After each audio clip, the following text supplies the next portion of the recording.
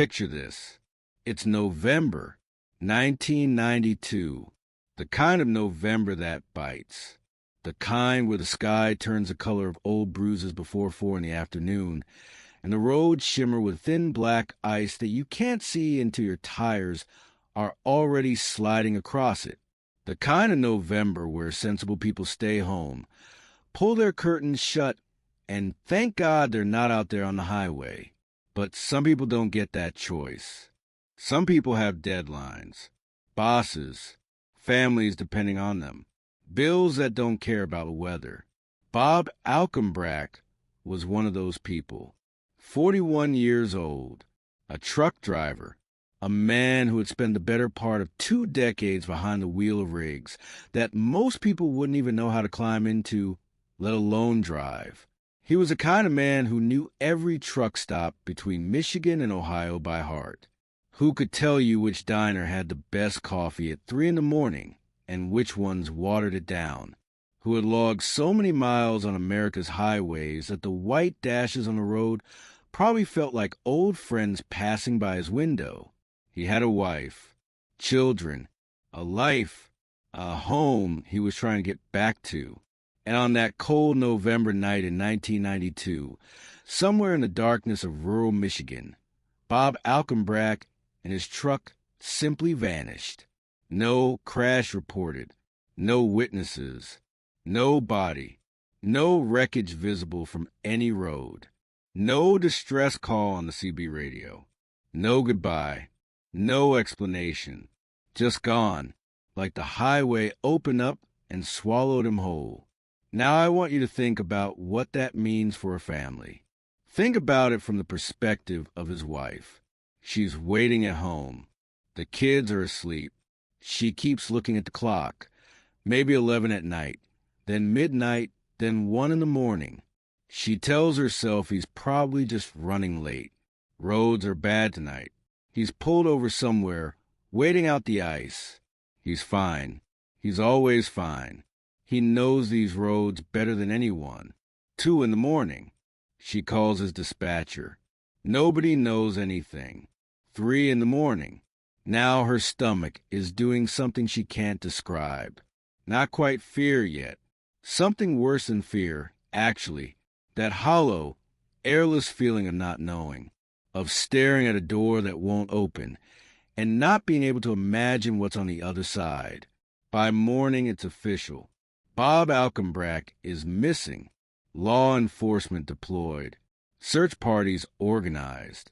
Every road, every ditch, every embankment along his known route checked and rechecked.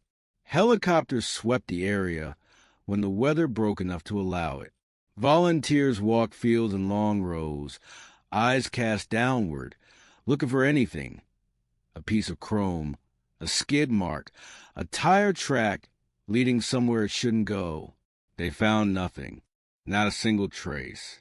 No truck, no debris, no fuel spill, no gouge marks on any guardrail. Nothing that would indicate Bob Alcumbrack or his 18-wheeler had ever traveled that stretch of road at all. It was as if he had been erased. Now, disappearances happen. They're tragically common. Every year, thousands of people vanish from American life. Some by choice, some by crime, some by accident.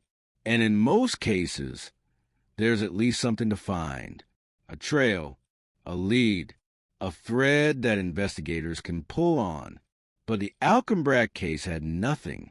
And over the weeks that followed, as the investigation stalled and the initial media coverage faded, the community began to settle into that uncomfortable space that families of the missing know all too well.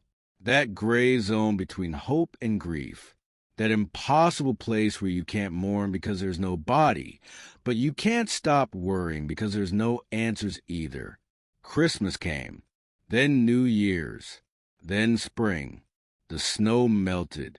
The fields turned green again, and still nothing.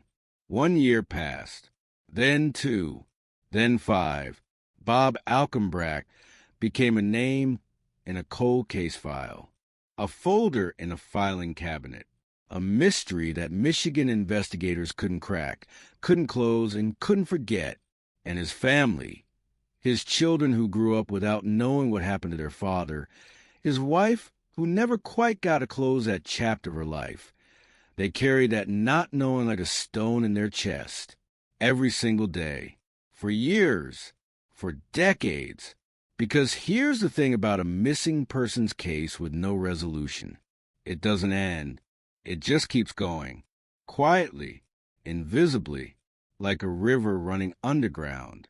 And that brings us to the water, because it would be water, specifically the murky, cold, hidden depths of a small Michigan lake, that would finally, 20 years later, give the Alcumbrack family the answer they had been waiting for. An answer delivered not by a detective, not by a witness coming forward after years of guilt, not by a deathbed confession, or a lucky break in an investigation, but by divers, volunteer divers, equipped with sonar equipment and an almost stubborn refusal to stop looking, who descended into the darkness of Goshorn Lake in 2012 and found something sitting at the bottom that made their blood run cold. Something large, something metal, something that had been there for a very, very long time. But before we get to that discovery, before we go down into that water with those divers and find out what was waiting at the bottom, we have to understand the full weight of what 20 years without answers actually looks like. We have to go back to 1992, back to the beginning, back to Bob Alcumbrack, the man behind the wheel, and the night that everything changed. Because this story, as chilling as it's about to get, is at its heart a human story. A story about a family's desperate need to know. A story about a mystery that refused to stay buried. And a story about how sometimes the darkest secrets don't stay hidden forever, even when they're 20 feet underwater. Stay with me, because this is only the beginning. Before Bob Alcumbrack became a mystery, he was a man. And it's important, it's absolutely critical that we remember that, because it's easy, when we talk about cold cases and disappearances, to reduce the person at the center of it all to a name on a missing persons report, a photograph on a flyer, a case number in a database somewhere. But Bob Alcumbrack was a person, a full, complicated, living, breathing human being with a history and a personality and quirks and habits and people who love him deeply. So let's go back further than 1992. Let's go back to the beginning. Robert Alcumbrack was born and raised in Michigan, small-town Michigan, the kind of place where everybody knows everybody, where the high school football team is a religion, where people don't lock their doors at night, and neighbors still bring casseroles when someone's sick. He grew up in a community where working with your hands wasn't just acceptable, it was respected, where the men who built things, drove things, fixed things were seen as a backbone of everyday life. From a young age, Bob gravitated toward that world. He was practical, physical. He liked to be doing something, liked to feel useful and productive. He wasn't the type to sit still for long. He found his calling behind the wheel. Trucking, for someone like Bob, wasn't just a job. It was a life, a way of being in the world. If you ever really talked to a long-haul trucker, not just exchanged pleasantries at a rest stop, but actually sat down and talked to one, you understand that there's a particular kind of person drawn to that work. Someone who doesn't mind solitude, who actually finds a kind of peace in the rhythm of the road, the miles clicking by, the radio humming low, the sunrise coming up over flat farmland, the sense of purpose that comes from moving something from one place to another, from being part of the vast, invisible machinery that keeps the world running. Bob had logged thousands, probably tens of thousands, of miles by the time he was in his 40s. He knew the roads. He respected the roads. He understood better than most people what could go wrong out there in the dark and the ice, and he was careful because of it. He was not reckless. He was not a risk-taker. He was not the kind of man who would do something stupid. That's what made his disappearance so completely baffling to everyone who knew him. He had a wife, Shirley, a woman who had spent years by his side through long hauls and late nights, and the particular loneliness of being married to someone who's on the road more than their home. Theirs was the kind of marriage built on trust and patience, on phone calls from truck stops, on being genuinely, quietly happy to see each other when he came back through the door, and children, kids who grew up knowing that Dad's truck was both his workplace and his world, who learned to read his schedule like a second language, who knew that sometimes he'd be home for dinner and sometimes he wouldn't be, but that he was always coming back. He was always coming back, until he wasn't. The people who knew Bob Alcumbrack, his co-workers, his neighbors, his friends from the local diner where he'd stop in for breakfast on his days off, they all used the same kinds of words when they talked about him. And the word that kept coming up over and over again, more than any other, was dependable. Dependable. You could set your watch by Bob. If he said he'd be somewhere at a certain time, he'd be there. If he committed to something, he followed through. Unreliability was almost offensive to him on a philosophical level. He took his words seriously in an era where that mattered, which is precisely why the night he disappeared was so immediately alarming to everyone who knew him. When Bob Alcumbrack didn't show up where he was supposed to be, the people who knew him didn't shrug it off.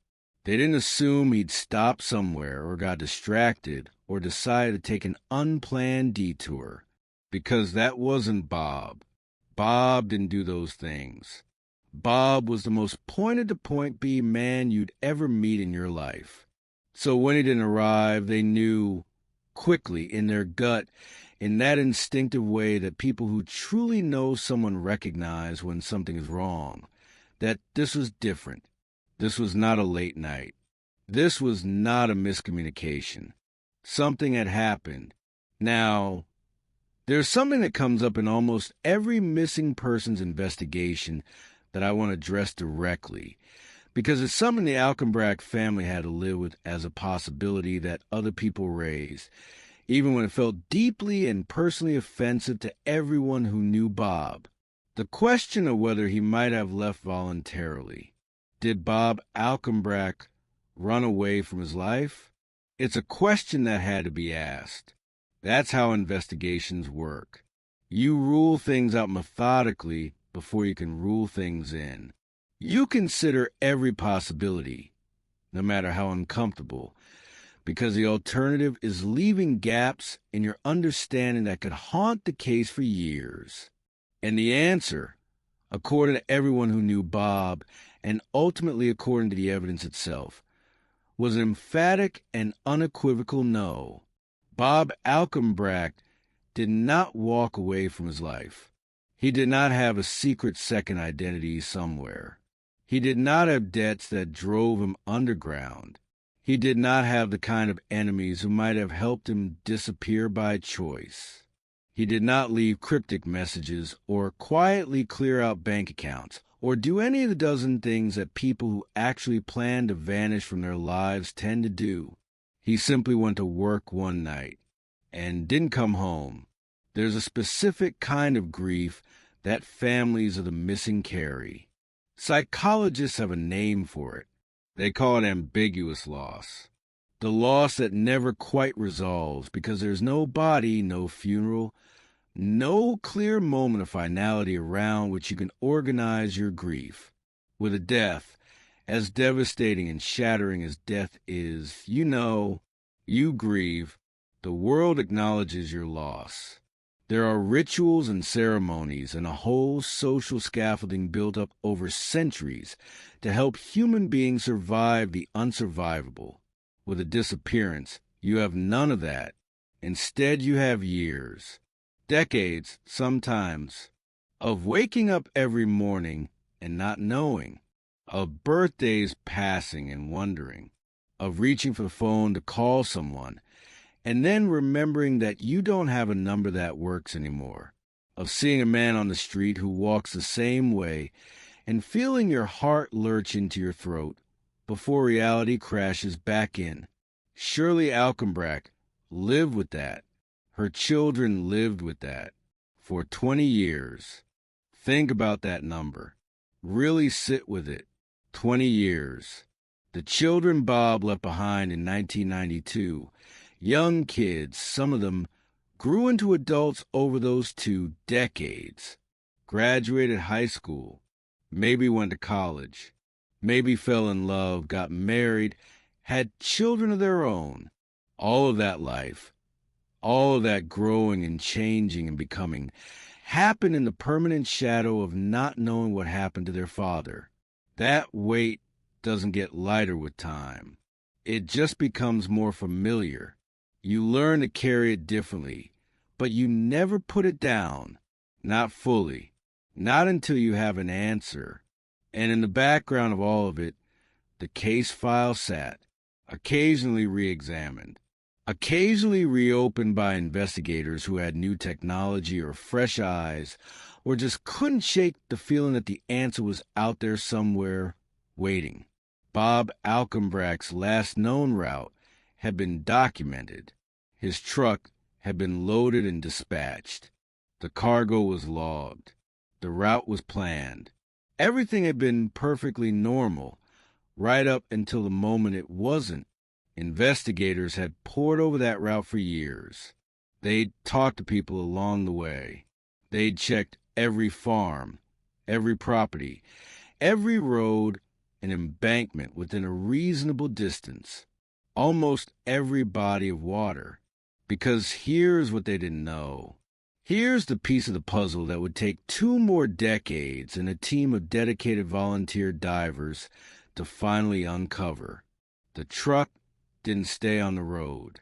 At some point on that dark, icy November night in 1992, Bob Alcumbrack's truck left the highway, and instead of ending up in a field or against a guardrail or in a ditch on the side of the road, the kinds of places that search parties naturally look, it went somewhere that searchers never thought to look. It went into the water, and there, 20 feet below the surface of Goshorn Lake, it sat, waiting for 20 years. Investigations are strange things. From the outside, from the perspective of every crime drama you've ever watched on television, they look clean and linear. You find a clue. It leads to another clue. It leads to an answer. Neat. Satisfying. Resolved within 60 minutes minus commercial breaks. But real investigations, real missing persons cases, they're messy. They're frustrating. They involve long stretches of absolute nothing punctuated by moments of false hope that hurt worse than the nothing did. They involve leads that seem enormously promising and turn out to be dead ends. They involve witnesses who saw something that ultimately means nothing, and tiny details that seem completely irrelevant that turn out to mean everything. The investigation into Bob Alcumbrack's disappearance was all of that, and then some. In the immediate aftermath of his disappearance, local law enforcement threw significant resources at the case. This wasn't a disappearance that got shuffled quietly to the back of the pile. Bob Alcumbrack was a community member, a working man, a father, someone people knew and respected. And the fact that an 18-wheeler, a massive, heavy, loud, utterly unmistakable vehicle, could vanish without leaving a single visible trace was frankly baffling to everyone involved. Where does a truck go? That was a central, maddening question of the early investigation. You can hide a lot of things in this world. You can hide a person. You can hide a car with some effort. But a commercial semi-truck is not the kind of thing that disappears without leaving a mark on the world around it. These are enormous machines. They weigh tens of thousands of pounds. They don't just evaporate into the night. And yet, the initial search was thorough by the standards of the time. Law enforcement coordinated with local volunteers. They walked the fields adjacent to Bob's known route in long lines, covering ground methodically. They checked farms and outbuildings along the way. They talked to anyone who lived near that stretch of road, anyone who might have heard something, seen something, noticed headlights where there shouldn't have been headlights that night. The CB radio community. And in 1992, this was still a robust, active network of truckers and enthusiasts who monitored the airwaves around the clock, was alerted. If anyone had heard Bob's voice on Channel 19 that night, investigators needed to know if there had been any kind of distress call, any garbled transmission, any hint that something was going wrong. They needed that information immediately. Nothing came back. Or rather, nothing definitive came back. There were the usual scattering of well-meaning, but ultimately unhelpful reports. Someone thought they might have seen a truck pulled over on a county road. Someone else thought they'd heard something on the radio that might have been his voice. None of it led anywhere solid. None of it gave investigators the thread they needed to pull. The investigation expanded outward. They checked with neighboring counties. They coordinated with state police. They followed up on every tip, no matter how tenuous or how unlikely it seemed, and found nothing.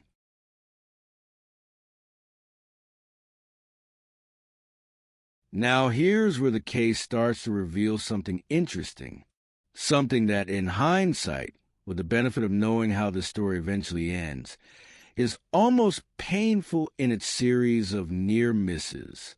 The route Bob was traveling that night took him through a part of Michigan that has quite literally hundreds of small lakes. This is lake country.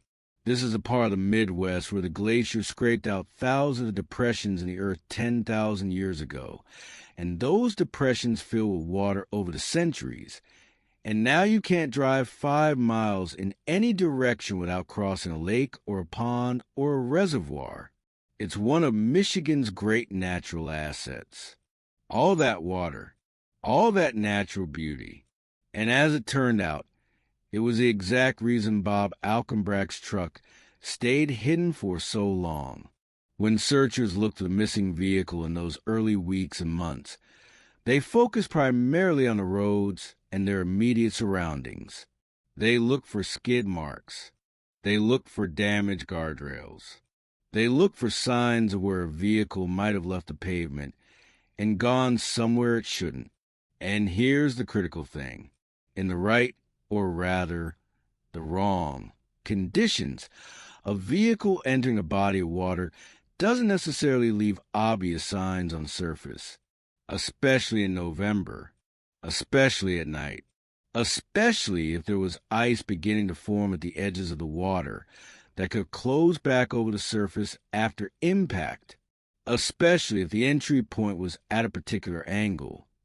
Not a dramatic, obvious plunge of a high bridge, but a slow, terrible slide off an icy road into water that sat close to the pavement's edge, close enough that the truck could have slipped in without taking out any significant infrastructure along the way.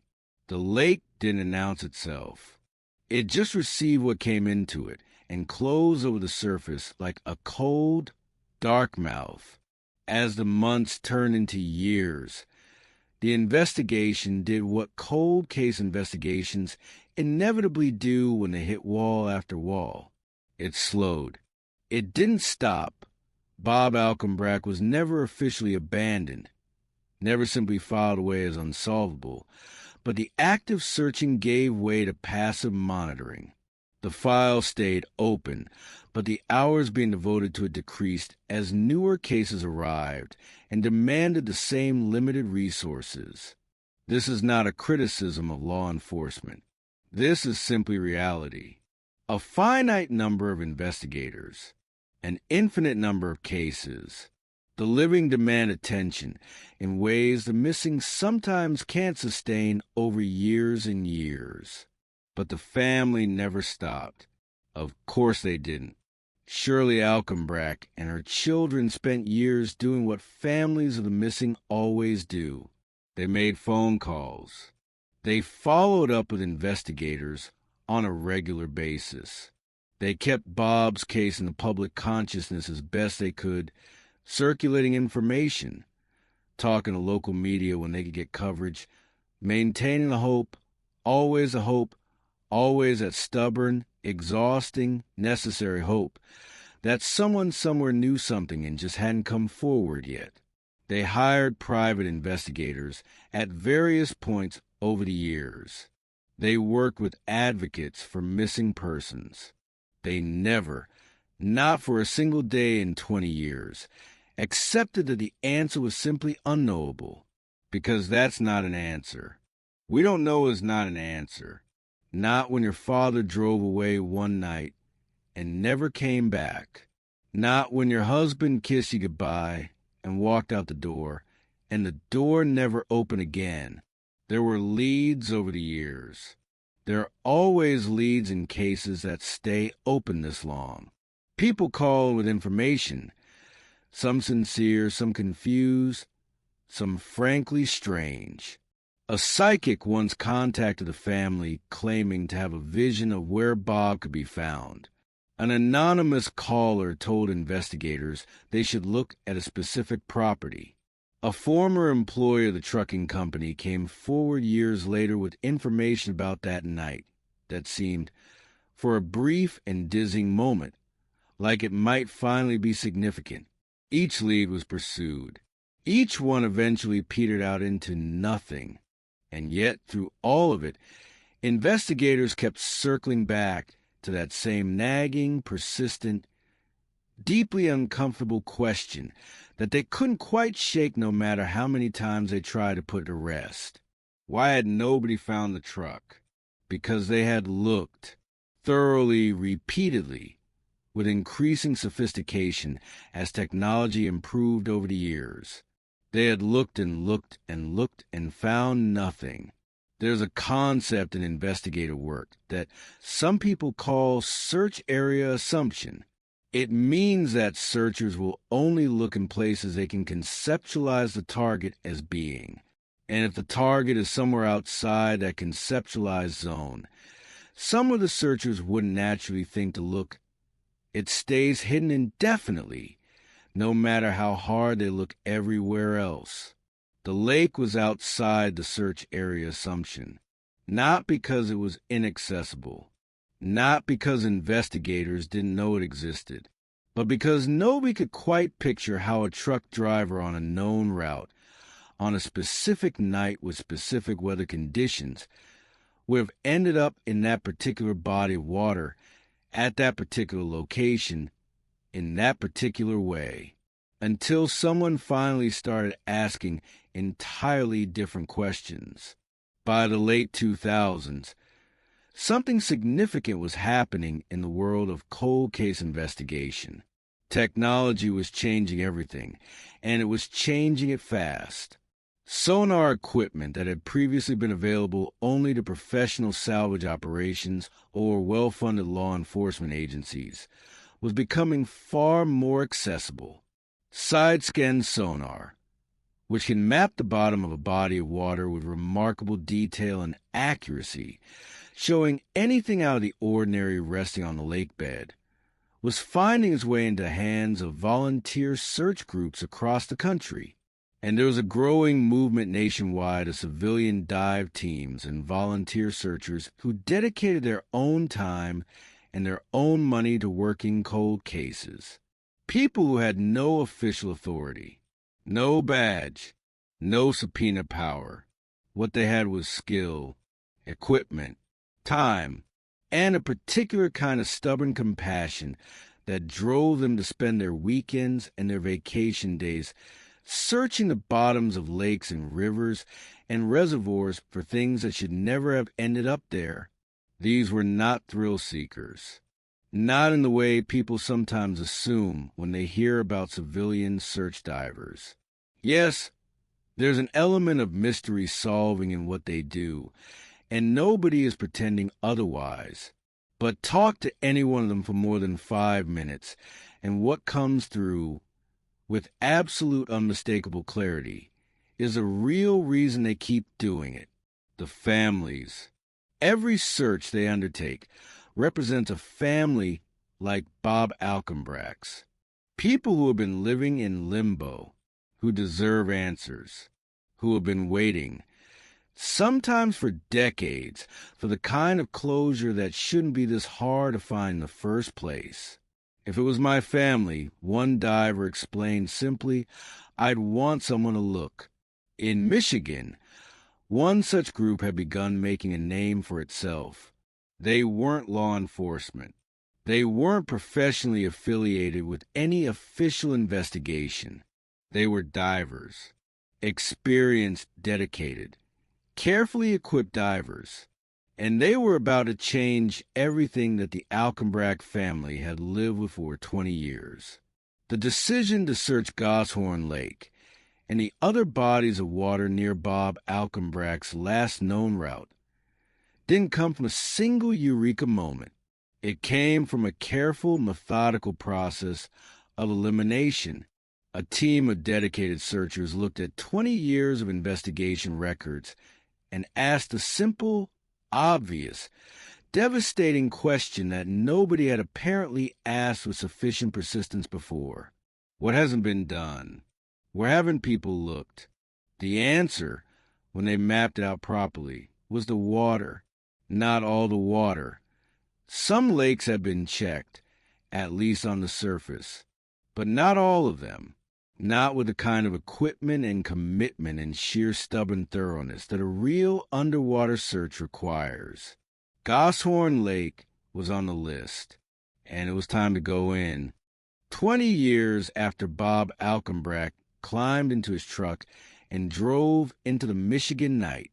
20 years of cold case files and dead ends and a family living in the unbearable space between grief and hope.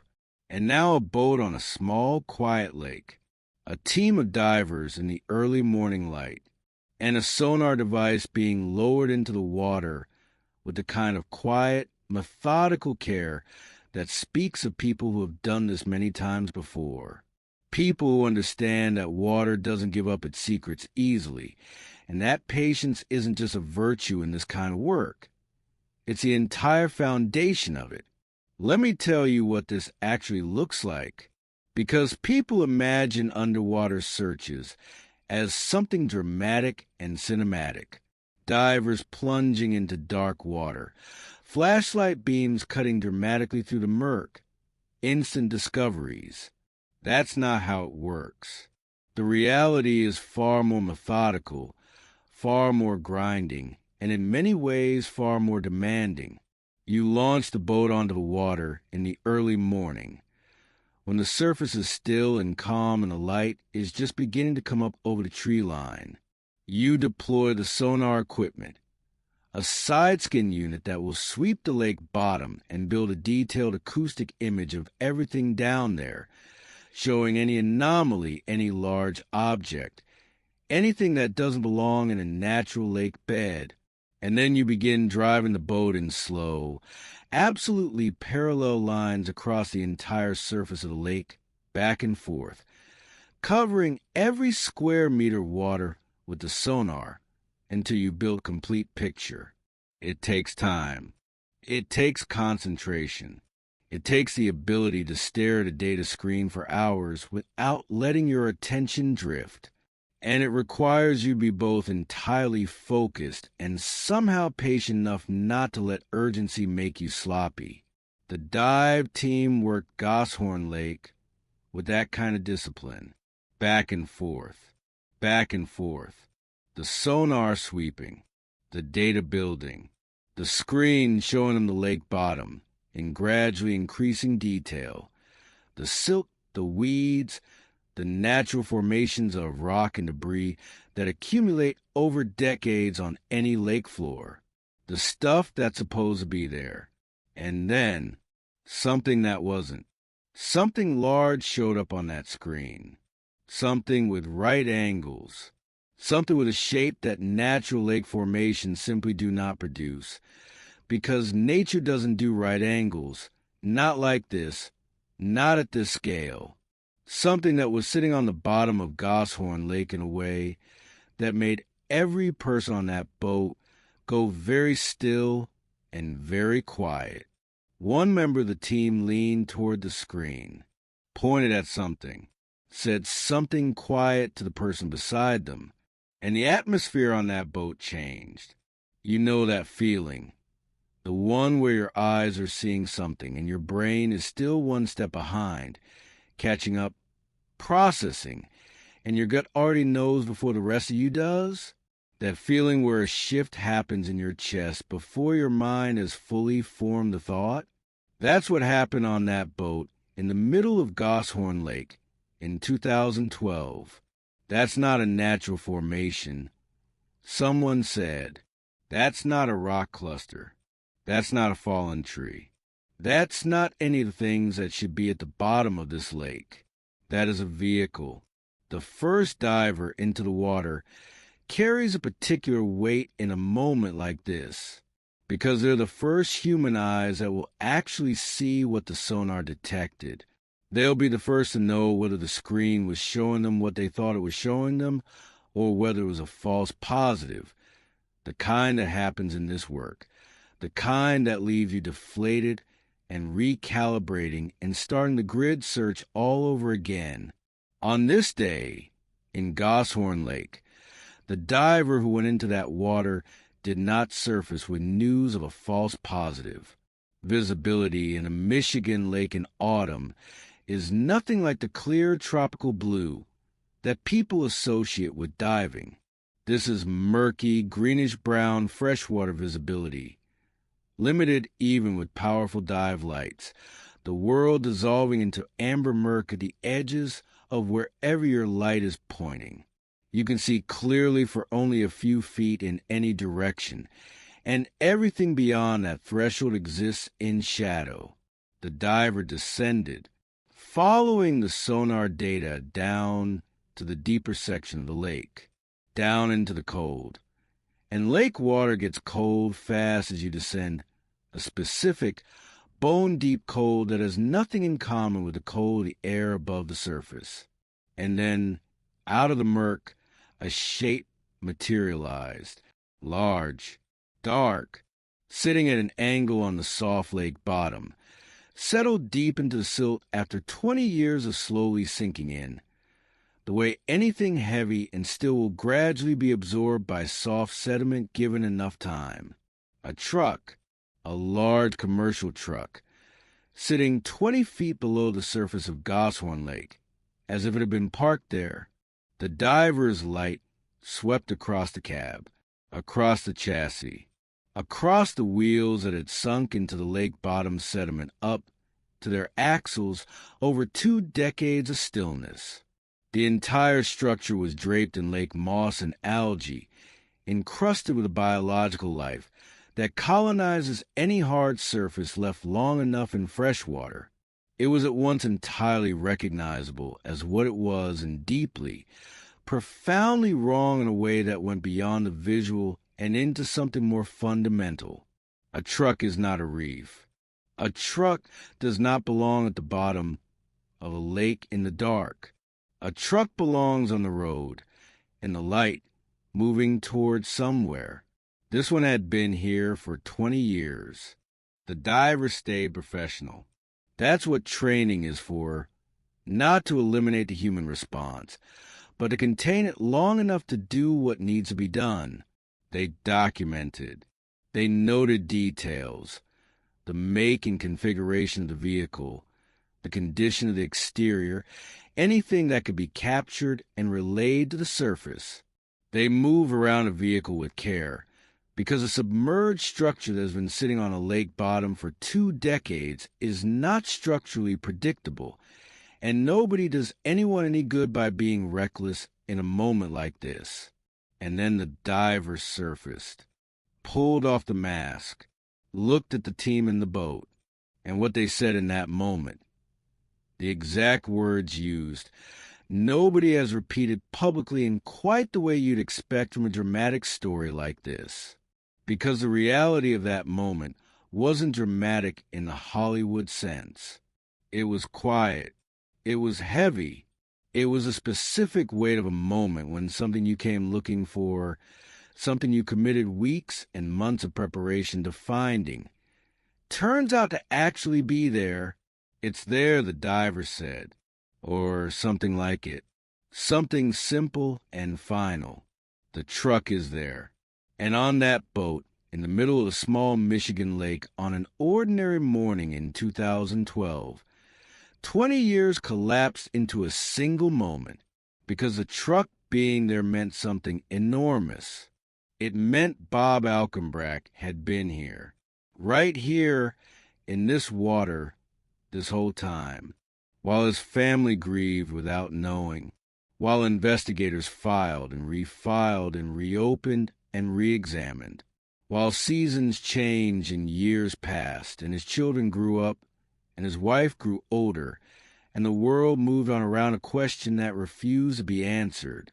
He had been here, 20 feet below the surface of a lake that people had driven past for 20 years without knowing. When the dive team relayed what they'd found to the appropriate authorities, the world around the Alcumbrack case began to move again for the first time in a very long time. Law enforcement was notified. The site was secured.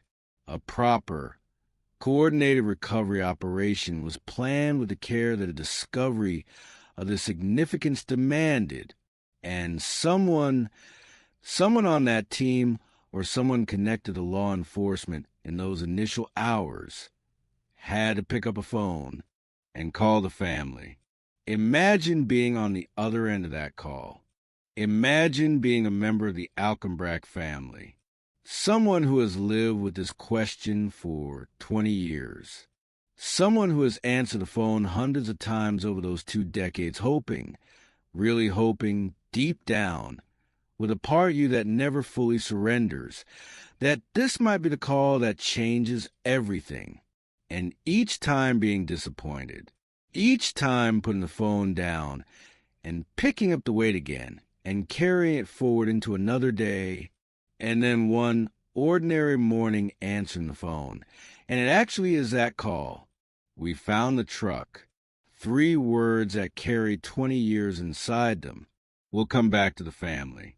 We'll talk about what those words meant to them and how they received them and what kind of complicated tangle of grief and relief and unfinished business of discovery like this actually produces in real human beings, not in movies, but in real life.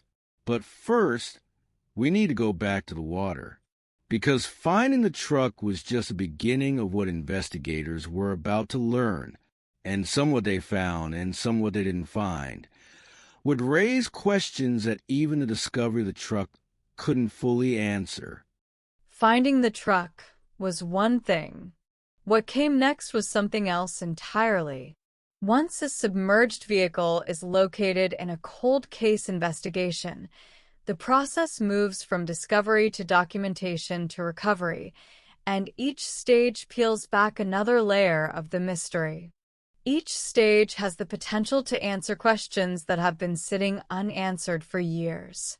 And in the case of Bob Alcumbrack's truck, the things investigators found when they began their closer examination were the kind of things that make you sit back and realize the story is more complicated than you thought. After the initial discovery by the volunteer dive team, this became a coordinated law enforcement operation. The site was treated with the care you'd apply to any potential crime scene, or at minimum, any scene where a fatal accident may have occurred. Divers with official forensic training went in. Documentation was extensive.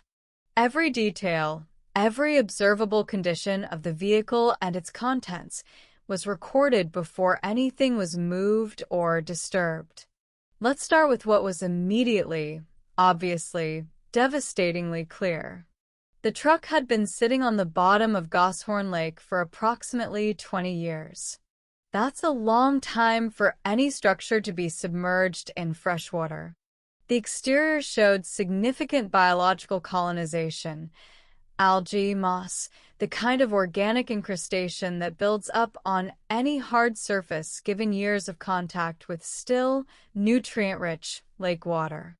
The lower portions of the vehicle, the wheels and the undercarriage, had sunk into the soft lake sediment, absorbed by the silt over time in the way that all heavy, motionless objects eventually are when left in one place long enough.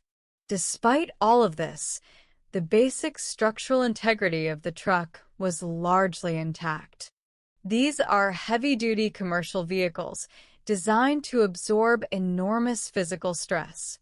They don't simply collapse on themselves. The cab, the chassis, the trailer, all of it was still recognizably there, still comprehensible as the vehicle it had been on a November night in 1992. But here's where the story takes its most haunting turn. Here's the detail that changed the texture of this entire investigation. Bob Alcumbrack was not inside the truck. Let that sit for a moment. Let the weight of it land.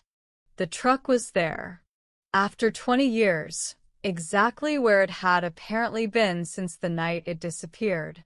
Sitting on the bottom of Goshorn Lake with the patient, terrible stillness of something that has been waiting to be found. But the man who was driving it, the man whose disappearance had defined 2 decades for an entire family, was not inside. Now, before you race to any conclusion about what that means, I need to slow you down, because this is the part of the story where the truth is complicated and where speculation has to be carefully separated from fact.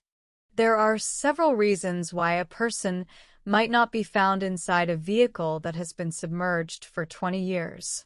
Not one reason. Several. Human remains do not stay put in a submerged vehicle for 2 decades. This is simply the physical reality of what happens to the human body in water over time. Depending on the integrity of the vehicle's seals, the rate at which water entered the cab, the movement of currents within the lake over the years, and numerous other environmental factors, remains can be displaced from their original position and end up scattered across a significant portion of a lake floor. After 20 years, finding any significant human remains in a submerged vehicle would have been, in all honesty, unlikely regardless of what had happened. Investigators knew this going in. They were prepared for the possibility that Bob Alcumbrack's physical remains might be found elsewhere in or around the lake, or might not be recoverable at all after this much time. And indeed, a more extensive search of the lake and its surroundings would be conducted in the aftermath of the truck's discovery. That search recovered some evidence. Some material that investigators would subject to forensic analysis in an attempt to establish what had happened on that night in 1992. But the absence of Bob from inside the cab of his truck was not the only thing that caught investigators' attention during those initial examinations. There was the question of the vehicle's condition in ways that went beyond the expected deterioration of 20 years of submersion. There was the question of how the truck had entered the water, the angle, the speed, the circumstances of its entry, and what the physical evidence of that entry was or was not consistent with. There was the question of what the position of various components of the vehicle told investigators about what had been happening inside that cab in the moments before it went into the water. And there was the condition of the truck's doors. I want to be careful here, because this is a place in the story where it's very easy to say more than the evidence actually supports, and where doing so would be a disservice to the truth and to the Alcumbrack family. What investigators observed about the truck's doors, their position, their condition was noted and documented and factored into the reconstruction of events. What exactly that evidence indicated, and what conclusion investigators ultimately drew from it, is something we'll come to. But it's enough to say, for now, that the condition of the doors made investigators think carefully about what had happened inside that truck in the final moments before it went into Goshorn Lake. In the weeks and months following the discovery, the investigation entered a new phase. Accident reconstruction specialists were brought in, people whose entire professional expertise lies in looking at the physical evidence of a vehicle incident and reading backward from that evidence to understand what happened. How fast was the vehicle moving? At what angle did it leave the road? What does the point of water entry tell us about the driver's actions or lack of actions in the moments leading up to it? These specialists looked at everything available to them: the truck itself, the topography of the area around the lake, the condition of the road adjacent to the point of entry, the records of that night's weather conditions. Everything that could be assembled and analyzed was assembled and analyzed. What they concluded was both clarifying and, in certain ways, still frustratingly incomplete.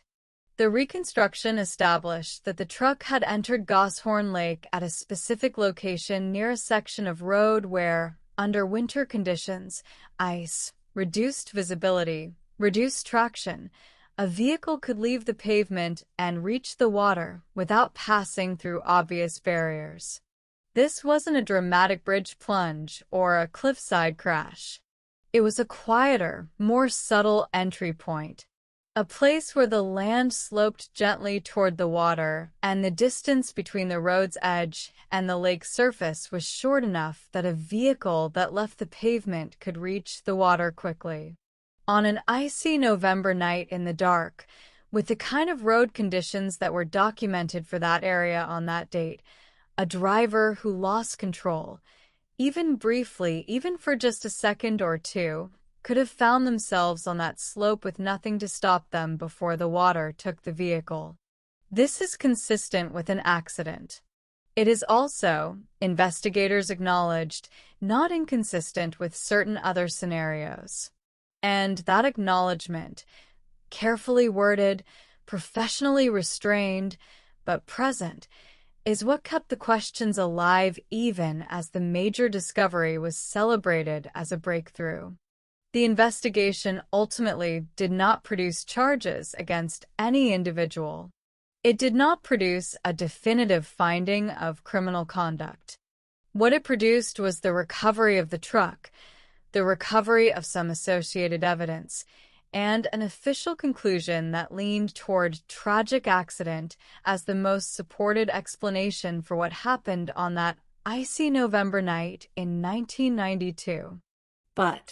And this is a but that the Alcumbrack family lived with, and that the community that knew Bob Alcumbrack lived with, and that anyone who followed this case closely found themselves turning over quietly in their minds long after the official recovery operation concluded.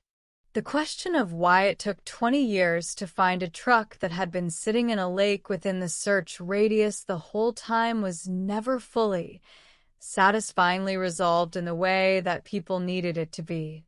Was it simply the limits of 1992 search technology?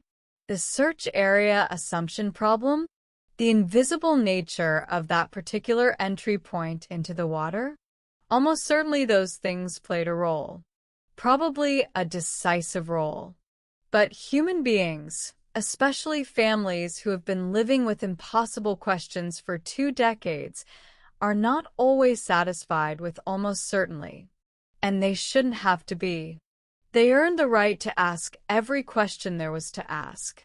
The answers they ultimately received were real answers, even if they were incomplete. Even if they came wrapped in a layer of ambiguity that couldn't quite be unwrapped. Because the truck was found. That much was real. That much was certain. Bob Alcumbrack had not disappeared into nothing.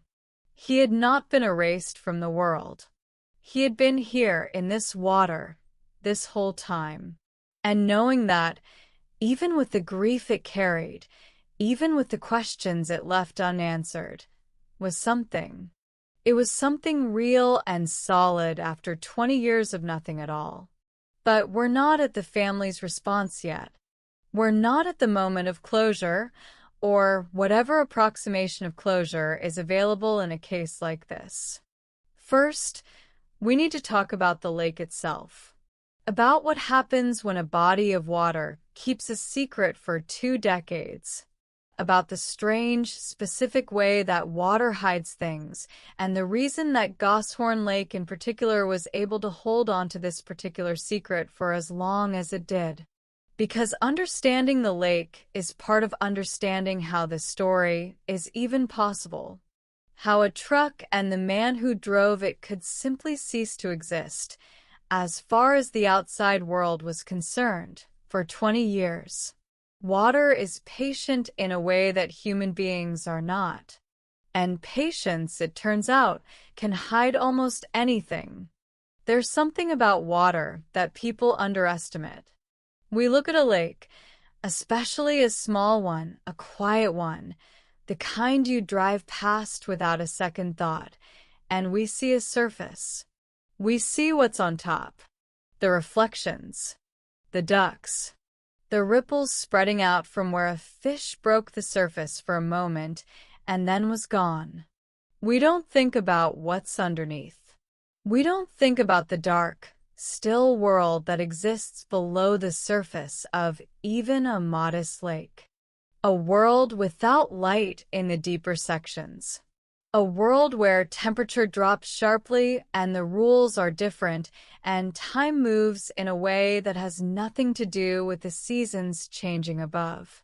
A world where things that fall and stay exactly where they land, undisturbed, for years, for decades, sometimes longer. Goshorn Lake is not a large lake. It's not dramatic in the way of the Great Lakes. Not vast and intimidating and obviously capable of hiding great secrets. It's the kind of lake that local people have fished for generations without giving much thought to what the bottom looks like. Small enough to seem knowable. Modest enough to seem ordinary.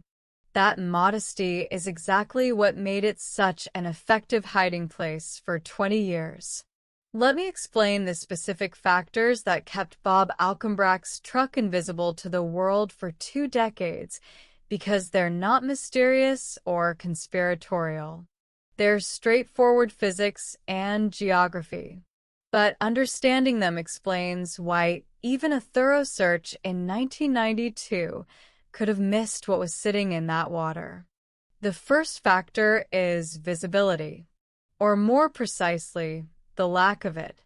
Freshwater lakes in Michigan, particularly smaller ones with significant biological activity, tend toward what's called turbidity. The water carries suspended particles, organic matter, fine sediment, algae, microscopic organisms that scatter light and dramatically reduce underwater visibility.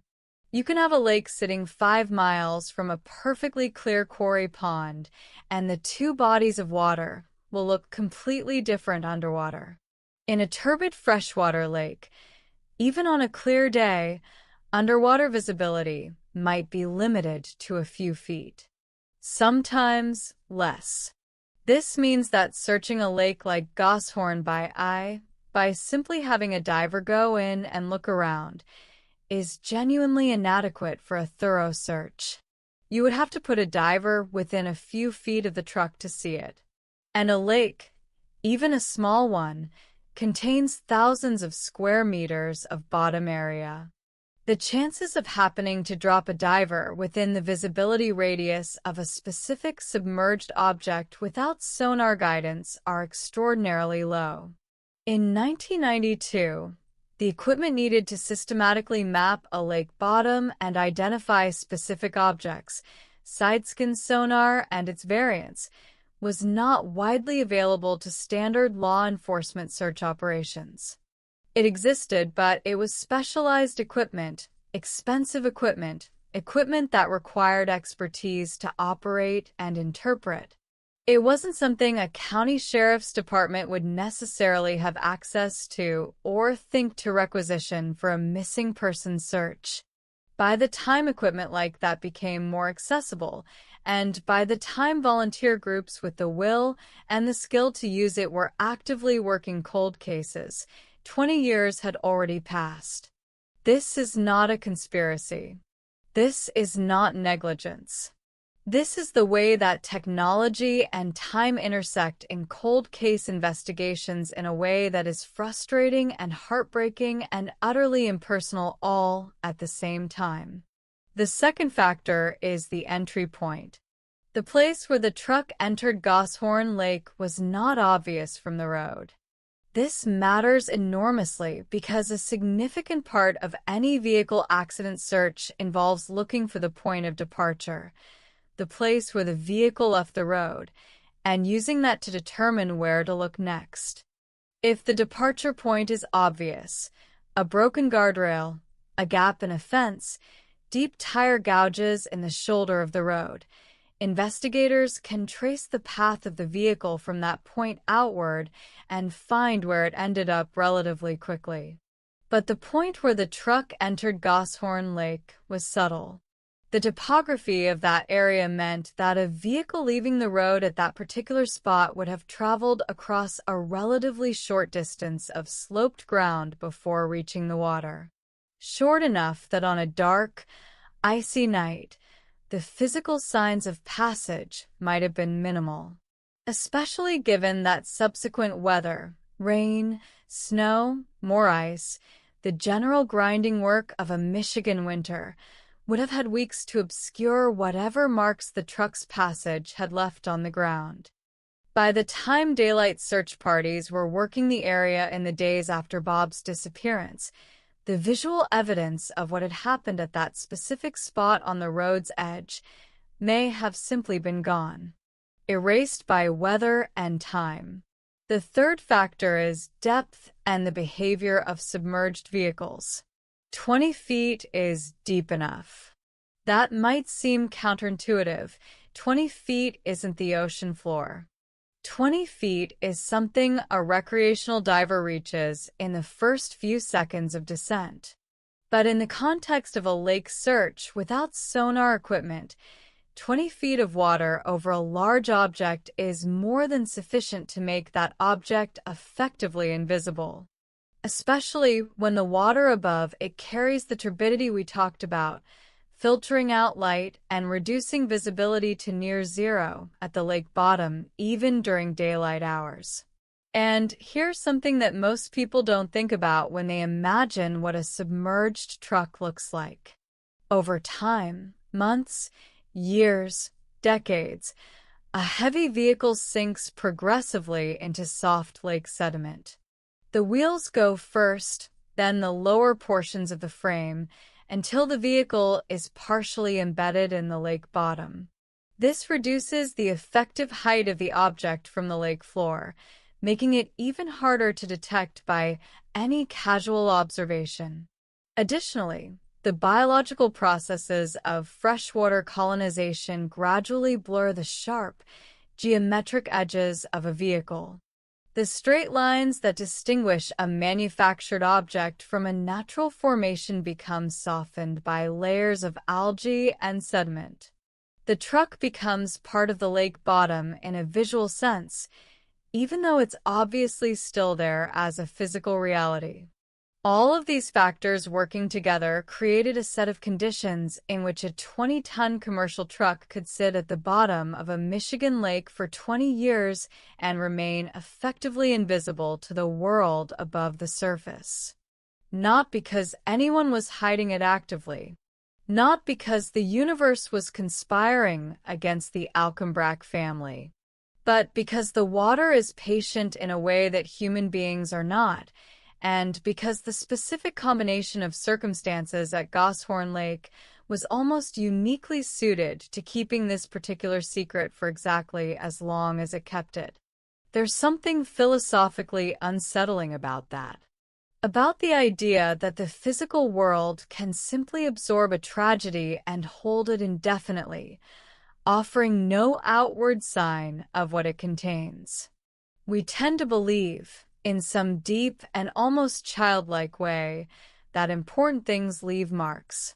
That when something significant happens, the world around it somehow reflects that significance. That a terrible thing doesn't just happen quietly, invisibly, and then stay hidden for 2 decades without a trace. But it does. It can. And in Gosshorn Lake, it did. The water kept its secret because water keeps all its secrets. It always has. It always will. The lakes and rivers of the world contain more of human history than most people ever think about. The lost, the forgotten, the things that fell in and never came back up. The things that fell in and were never supposed to come back up. Not every submerged thing tells a story as clear as the one investigators were trying to read from Bob Alcumbrack's truck. Not every lake gives up what it holds, even when someone finally thinks to look. Gosshorn Lake gave up its secret because someone was willing to look in the right place, with the right equipment, asking the right questions. And that someone, that team of volunteer divers with their sonar and their stubborn, patient determination, changed everything. But there's one more layer to this story that we haven't gotten to yet. One more piece of the mystery that makes this case something more than just a tragic accident and a delayed discovery. Because the circumstances of that November night in 1992 were never fully explained by the recovery of the truck alone. And the questions that remained, the ones that investigators circled carefully and the ones that the community talked about in lower voices, point to a mystery within the mystery. A question beneath the question. We're going to get to that. But first, we need to go back to the people. Because this story, for all its physical and forensic elements, is ultimately a human story. And the humans at the center of it, the Alcumbrack family, were about to go through something that defies easy description. Something that is both an ending and a beginning at the same time. There are moments in human life that divide everything into before and after. Not metaphorically, not poetically, literally. Moments after which the world is organized differently in your memory, in your understanding of your own life, in the way you tell the story of who you are and what happened to you. The call that the Alcumbrack family received in 2012 was one of those moments. But here's the thing about that kind of moment, the thing that movies always get wrong when they dramatize scenes like this. The thing that real people who have lived through real versions of this moment always tell you when they describe it afterward. It doesn't feel the way you imagine it will feel. Not when you've spent 20 years imagining it. Because for 20 years of waiting and wondering and hoping and dreading and every complicated emotion that lives somewhere in between all of those, the Alcumbrack family had existed with a certain kind of suspended animation where this call was concerned. A version of the call had played out in their minds countless times. In the middle of the night, when sleep wouldn't come. On Bob's birthday. On the anniversary of his disappearance. On ordinary Tuesday mornings when the thought arrived for no reason at all, uninvited, and sat down in the room with them and refused to leave. What will I feel when they finally tell me something? And then the call comes. And you pick up the phone on an ordinary morning that is about to become the kind of morning you will never forget for the rest of your life. We found the truck. 3 words carrying 20 years inside them. We found the truck. What does a person do with that? What is the appropriate human response to receiving, after 20 years, the fundamental piece of information that has been missing from your understanding of your own life? Relief? No. Not exactly. Not in the simple, clean way the word relief implies. Grief? Yes, absolutely, but grief was already there. Grief had been there for a long time. What the call did was change the shape of the grief, not create it. The word that the people who have received calls like this most often reach for is something closer to release. Like a pressure that has been building for so long that you stopped fully feeling it because you adapted to carrying it, and then the pressure lifts and you feel its absence in every part of you simultaneously. Shirley Alcumbrack had lived with this weight for 20 years. Whatever the specific texture of that call, whatever was said and how it was received, the fundamental reality of it was this. After 2 decades of not knowing, she now knew. Her husband was in Goshorn Lake. That was where he had been all this time. That was where the mystery that had shaped the second half of her life had its physical answer. And for the children, the kids who had grown into adults in the years since their father drove away and didn't come back, the call represented something that parents are supposed to be able to give their children and that Bob's disappearance had taken away. A fact, an answer, something real to organize their understanding around. Because children of missing parents don't just lose the parent. They lose the story. The complete, coherent story of what happened. And without that story, without the ability to say this is what happened to my father, the loss stays raw, in a particular way. Open-ended, unfinished. Like a sentence that started and never reached a period. The discovery of the truck gave the Alcumbrack family a period. Not a happy ending. There is no happy ending in a story like this. There is only the distinction between a story that remains forever open and one that finally, however painfully, concludes. And a conclusion, even a devastating one, is something you can eventually begin to build on. In the immediate aftermath of the discovery being relayed to the family, there was work to be done. The recovery operation, the formal identification of the vehicle, the forensic examination, the coordination between the dive team, law enforcement, the medical examiner's office, and the family themselves. All of that takes time.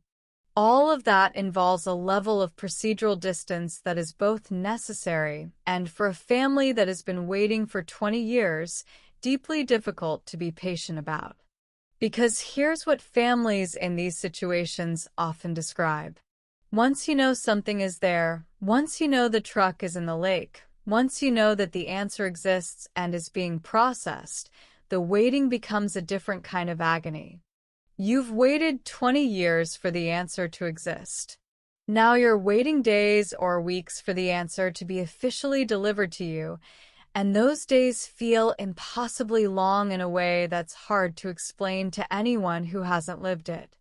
The community around the Alcumbrack family responded the way communities often do when a long, mysterious disappearance is suddenly resolved. With a complicated mixture of emotions that were real and valid, and sometimes contradictory. There was relief, a communal exhaling of a breath held for 20 years.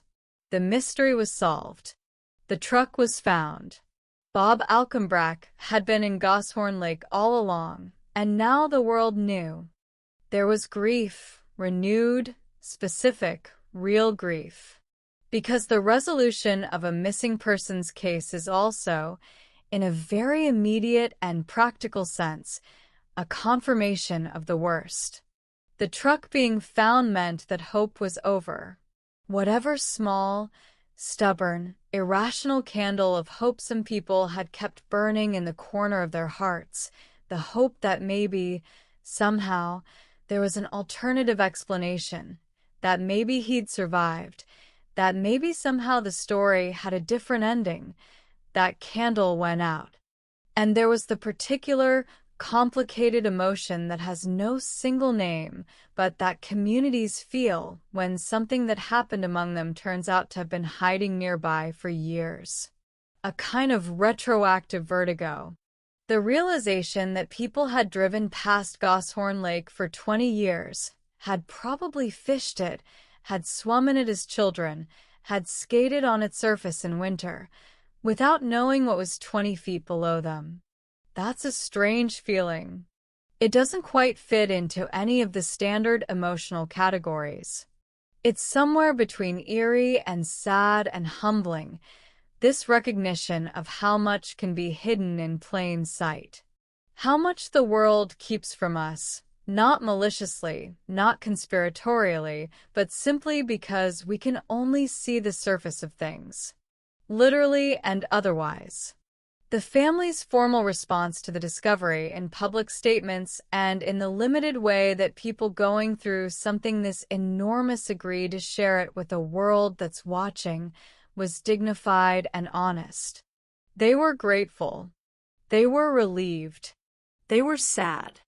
They were glad to finally know, even knowing what knowing cost. They talked about Bob, about the man he had been, about what 2 decades of missing him had looked like from the inside, about what it had meant for his children to grow up with this question mark hanging over their family's history. And they thanked the divers. This is something that gets said in cases like this. Thank you to the people who found him. But in this case, the gratitude was something more specific than the standard thanks. Because the volunteer dive team that found Bob Alcumbrack's truck hadn't been required to look. Nobody paid them. Nobody ordered them to. They came because they chose to. Because someone on that team had looked at a 20-year-old cold case and decided that the Alcumbrack family deserved to know what had happened to their person, and that if there was a chance the answer was in the water, someone should go in and look. That decision, made freely, voluntarily, out of a pure commitment to doing right by a family that had been waiting for too long, was the thing that broke the case open. Not new forensic evidence. Not a witness coming forward. Not a technological breakthrough in traditional investigation. Just people who decided to look. That matters. That's worth sitting with. Because it says something about what communities owe each other that goes beyond the official and institutional. Something about the way that ordinary human beings, equipped with skill and compassion and a willingness to spend their time on something harder than their regular lives, can accomplish things that official systems, constrained by resources, by jurisdiction, by the sheer volume of what they're asked to handle, sometimes cannot. The divers gave the Alcumbrack family something that 20 years of official investigation had been unable to provide. They gave them the truth. Or, at least, as close to the truth as the water was willing to give up. Because there were still questions. There are always still questions. And in this case, the questions that remained after the truck's discovery were ones that would continue to circle around the story for years to come. Questions about what exactly happened on that November night in 1992. Questions about the minutes before the truck entered the water. Questions that the truck itself and the evidence recovered from it and around it could only partially answer.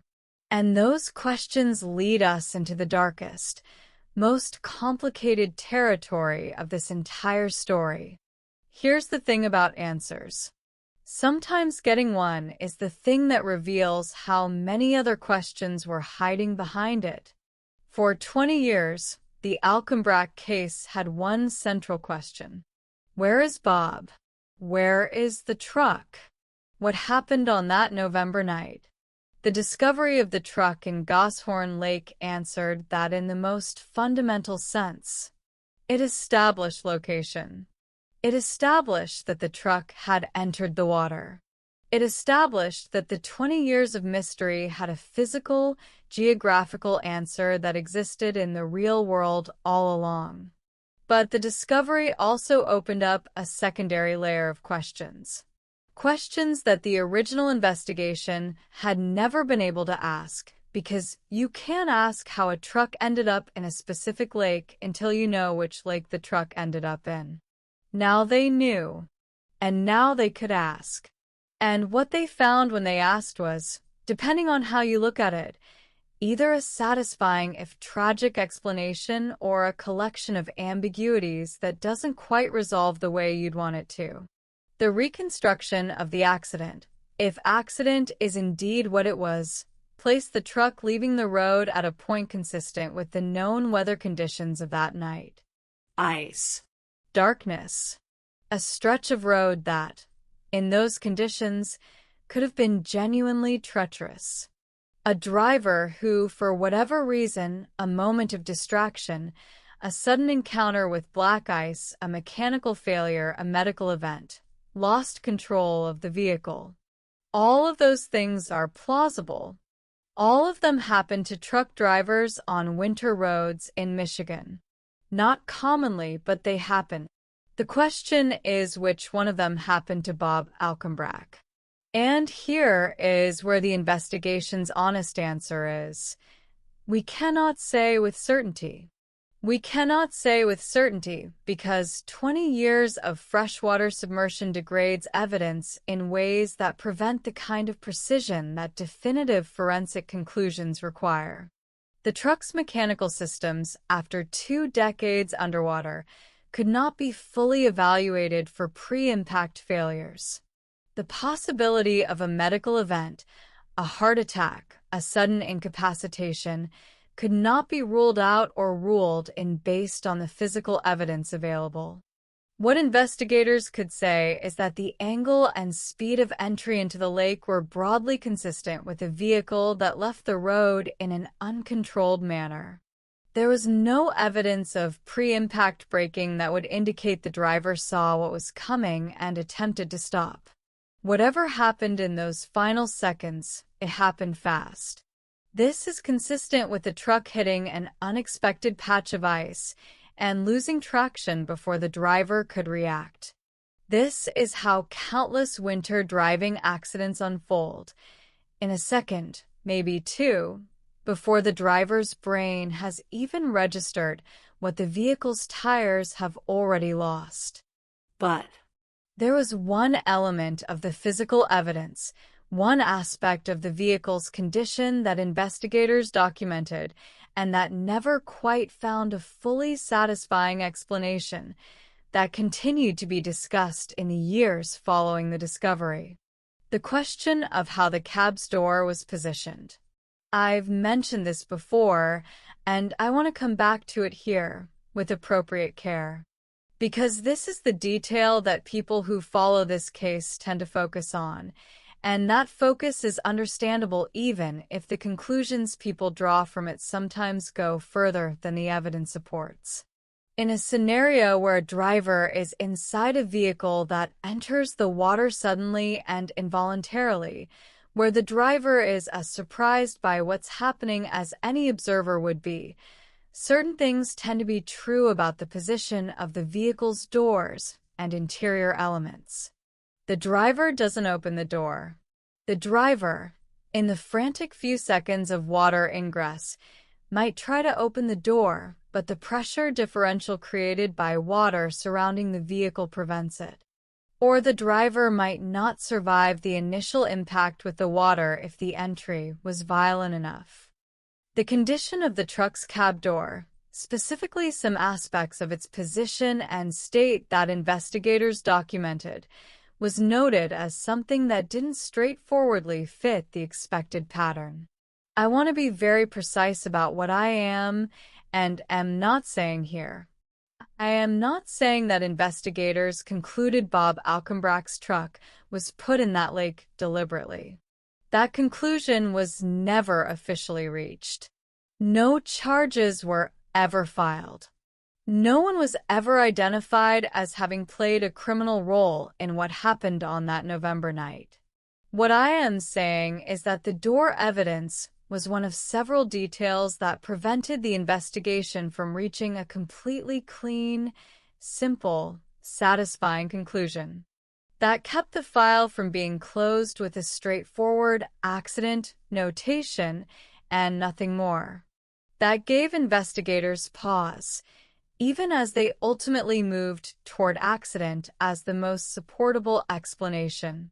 There was also, in the years following the discovery, a renewed examination of Bob Alcumbrack's life and circumstances at the time of his disappearance. This is standard procedure when a long cold case gets new evidence. You go back to the beginning. You re-examine everything with fresh eyes and the benefit of knowing what you now know. Were there disputes in Bob's professional or personal life at the time? Were there relationships, business or otherwise, that might have created conflict? Were there circumstances surrounding that particular run, that particular night, that were in any way different from his normal routine? Investigators went back through all of it, and what they found, broadly speaking, was this: there is no clear evidence of foul play. There is no identified person of interest. There is no discoverable motive for anyone to have harmed Bob Alcumbrack on that November night. The man's life, examined through the lens of 20 years of hindsight and renewed investigation, doesn't reveal a smoking gun pointed at any particular explanation. It reveals a truck driver, a hard-working, dependable man who drove a specific route on a specific night under specific weather conditions, and something went wrong, and he and his truck ended up in Goshorn Lake, and it took 20 years and a volunteer dive team with sonar equipment to find them. That's the story. Or it's the most complete version of the story that the available evidence supports. There will be people, there already are people, there have been for years, who find that explanation incomplete, who look at the door evidence, at the specific location of the entry point, at the 20-year gap between the disappearance and the discovery, and who hear the explanation of tragic accident and want to push back on it. Those questions are legitimate. The discomfort with an incomplete explanation is legitimate. The desire for a more complete accounting of what happened on that November night is understandable and valid, and in some ways a reflection of how much the Alcumbrack family and the community around them respected and valued Bob. He deserved a complete accounting. The evidence that survived 20 years in a lake didn't provide one. That's not a failure of the investigators who worked the case. It's not a failure of the dive team that found the truck.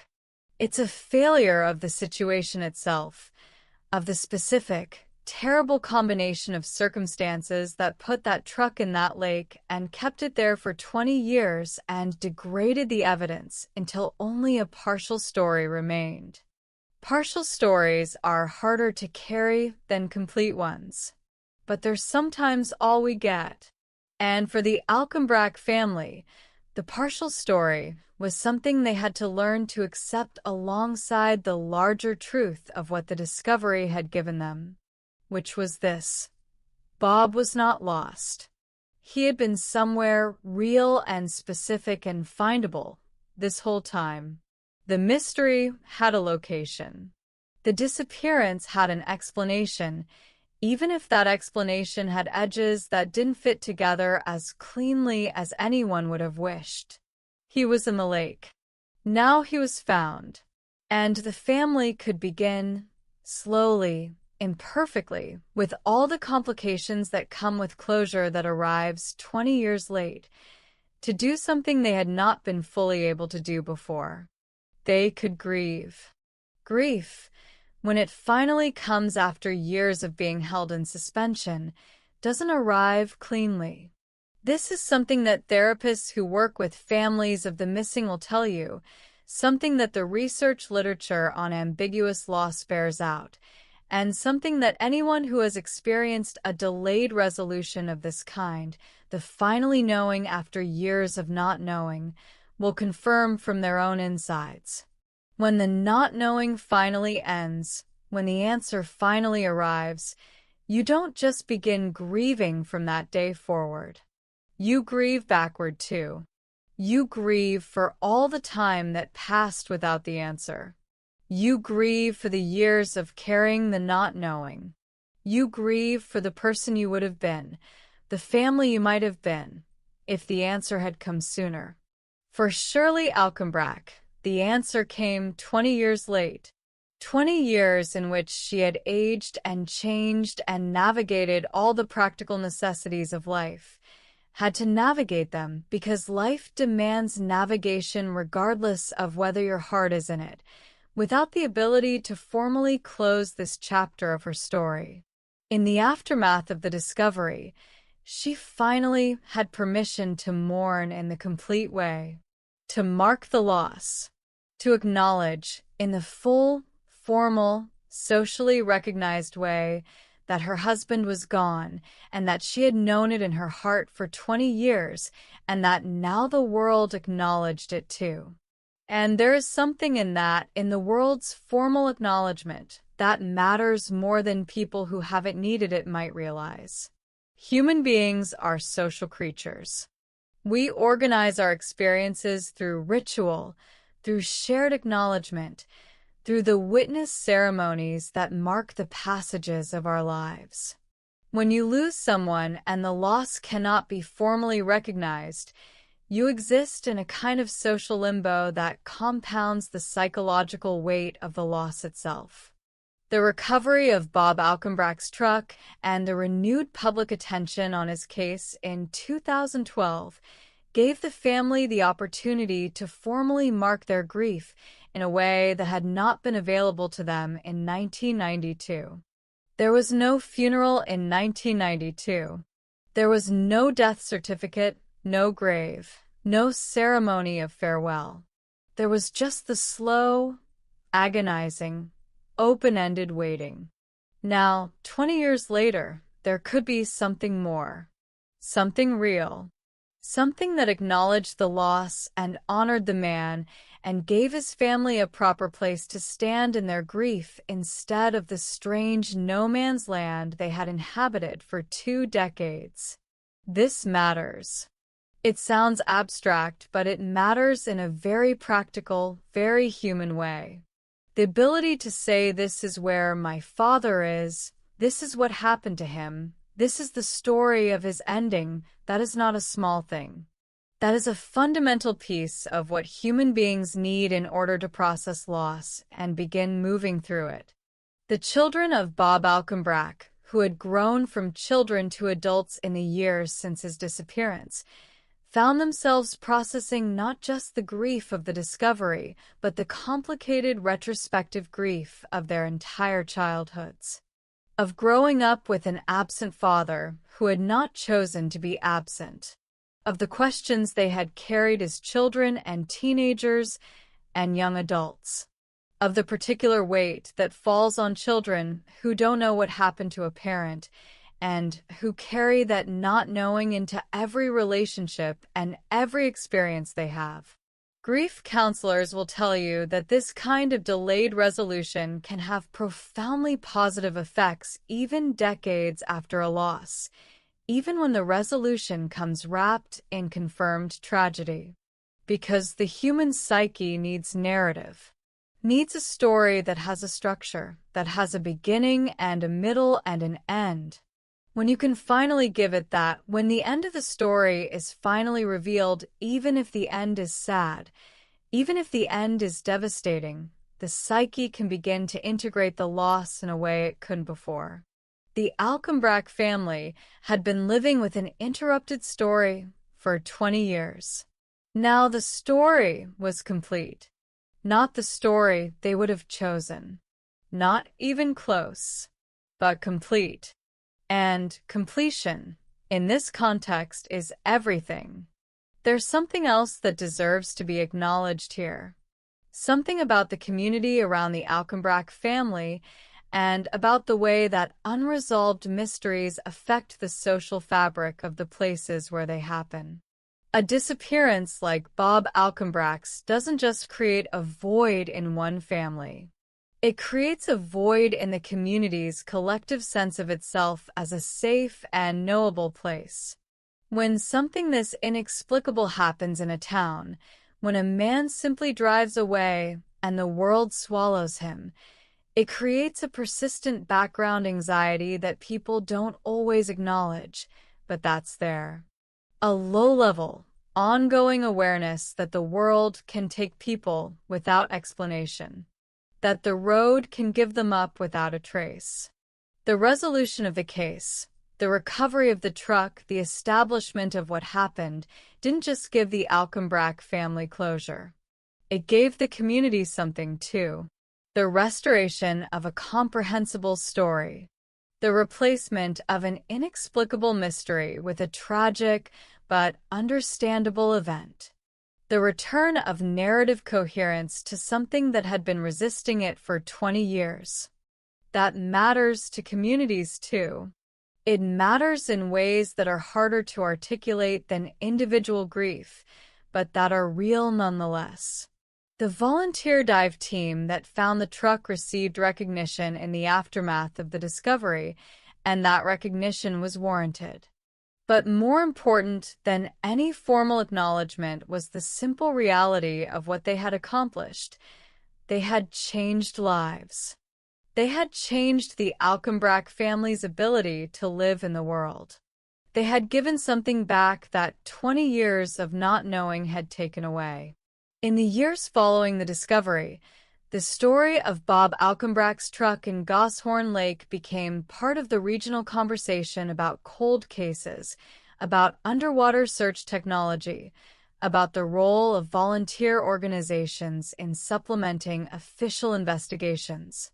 It became an example, a powerful, human, deeply specific example of what can happen when the right people with the right tools and the right determination decide to look in the right place. It became a story told to new classes of volunteer searchers as a demonstration of why the work matters, of why showing up with sonar equipment on a cold morning and running parallel grid lines across a quiet Michigan lake is worth doing, of why no case should stay cold simply because official resources have been redirected. Because somewhere in some lake, in some river, in some body of water that someone drove past this morning without a second thought, there are answers waiting. Answers that belong to families who have been waiting too long.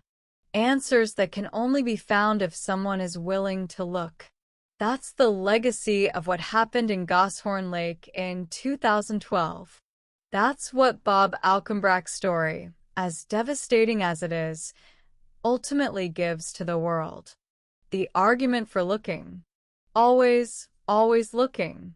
We are near the end of Bob Alcumbrack's story now. Or, at least, near the end of the part of his story that the public knows.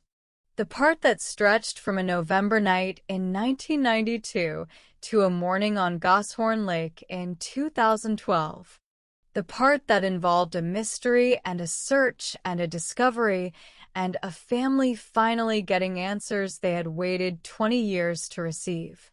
But I don't want to just walk away from this story. I don't want to close it up neatly and move on, because this kind of story deserves more than that. It deserves reflection. It deserves the attempt to pull out of the specific tragedy of one man and one family the things that are true about all of us. The things this story reveals about the way we live and lose and search and eventually, sometimes, find. So let me do that. Let me spend the final chapter of this story reaching for what this all means. The first thing Bob Alcumbrack's story teaches us is something about the nature of persistence. 20 years. The Alcumbrack family persisted for 20 years. They never gave up. They never fully accepted that the answer was unknowable. They continued to push, quietly and consistently, against the institutional gravity that pulls old cases toward the back of the file cabinet. They continued to hold the question open when the entire logic of the world around them suggested that it might be time to let it go. And they were right to persist. They were right to hold on. Because the answer was there. It had always been there. It was in the lake, 20 feet down, waiting for someone to look. There's a version of this story where the family gives up in year 5 or year 10, where they accept the ambiguity and try to build a life around the absence of an answer. And in that version, nobody ever looks in Goshorn Lake with sonar equipment. Nobody ever finds the truck. The mystery stays a mystery forever, and the family carries their incomplete story to their own graves. That version of the story doesn't exist. Because the family didn't give up. Persistence is not glamorous. It doesn't look like the movies. It looks like phone calls that go nowhere and meetings that don't produce anything and years of nothing followed by more years of nothing. It looks like getting up every morning and continuing to care about something that the world around you has largely stopped caring about. But persistence is sometimes the only thing standing between an unanswered question and its answer. The second thing this story teaches us is about the value of ordinary people doing extraordinary things. The people who found Bob Alcumbrack's truck were not detectives. They were not law enforcement. They were not the heroes of some official institutional investigation. They were volunteers. People who chose, out of their own free will and with their own resources and on their own time, to go looking for something that an official system hadn't been able to find. We live in a world where it's easy to assume that the institutions responsible for certain things, law enforcement, official investigation, the formal machinery of justice, will handle what needs to be handled. And sometimes they do. Sometimes the system works exactly the way it's supposed to work. But sometimes it doesn't. Sometimes the resources aren't there. Sometimes the technology isn't available. Sometimes the case falls through the cracks, not out of malice, but out of the simple reality of limited capacity meeting unlimited need. And in those gaps, in the spaces where the official system reaches the edge of what it can do, ordinary people can choose to step in. The volunteer dive team that found Bob Alcumbrack's truck stepped into one of those gaps. And because they did, a family got answers. Because they did, a 20-year mystery was resolved. Because they did, the story got its ending. There are gaps in every community. There are families in every city and county and state who are living the same kind of ambiguous limbo that the Alcumbrack family lived for 20 years, waiting for answers that the official system hasn't been able to provide. And in many of those cases, the answers exist. They're in a lake somewhere, or in a forest, or in a record that hasn't been cross-referenced with the right other record, waiting for someone to look. The third thing this story teaches us is about the relationship between time and truth. There's a common belief, not wrong exactly, but incomplete, that time destroys truth. That the longer something goes unsolved, the less likely it is to ever be solved. That evidence degrades, memories fade, leads go cold, and eventually the window of possibility closes. And that's true in certain specific, measurable ways. Evidence does degrade. Memories do fade. There are things the reconstruction of what happened in Goshorn Lake in 1992 couldn't definitively establish that might have been determinable in the days immediately after the event.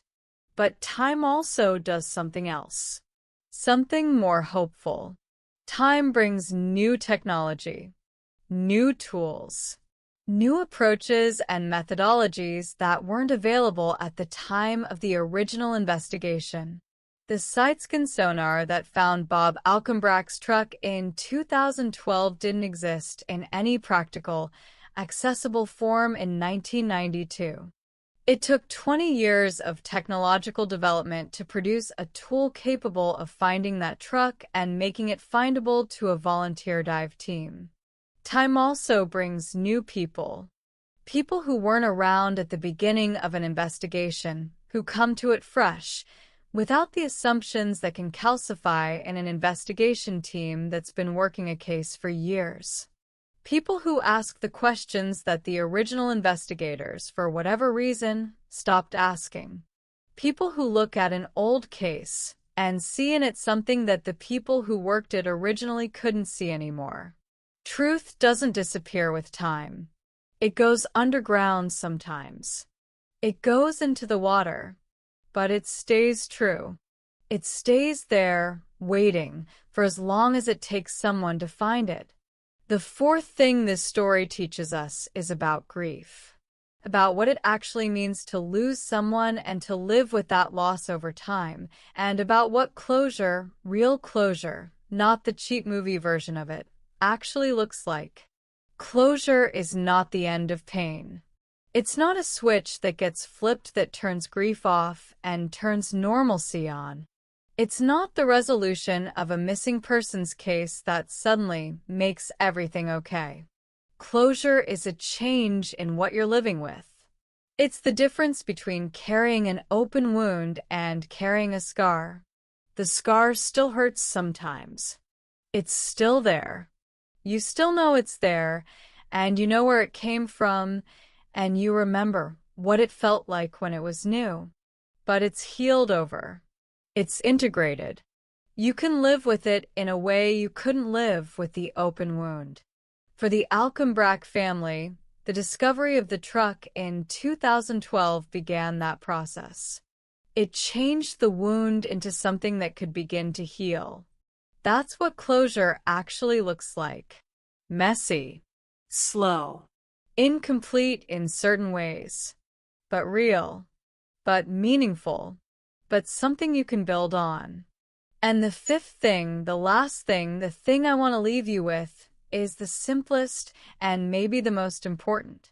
It is this: people deserve to be found, not just the famous ones, not just the cases that get national attention and TV coverage and the full weight of institutional resources. Every person who disappears and leaves behind a family that doesn't know what happened to them. Every cold case in every county, in every state. Every file in every cabinet, in every sheriff's office or police department that represents a real human being who went somewhere and didn't come back. Every one of those people deserves to be found. Bob Alcumbrack was a truck driver from Michigan. He wasn't famous. He wasn't powerful. He was an ordinary, hard-working man who loved his family and did his job and drove away one November night in 1992 and ended up at the bottom of a lake. For 20 years, the world largely forgot about him. The case went cold. Life went on. And then a team of volunteer divers with sonar equipment got in a boat and went looking. And he was found. And a family that had been fractured by 20 years of not knowing got something back. Not everything. Not him alive and whole. Not the 20 years that had passed. Not the Christmases and the graduations and the ordinary Tuesdays that he should have been present for. But the truth. The real, specific, located truth of what had happened to him. And the knowledge that someone had cared enough to look. That's not nothing. That's everything. Because when we commit to finding the lost, when we refuse to let cold cases stay permanently cold, when we insist that the question of what happened to a person matters indefinitely and not just for the news cycle, We're making a statement about the value of human life, about the fact that every person who disappears was somebody's father, somebody's husband, somebody's friend.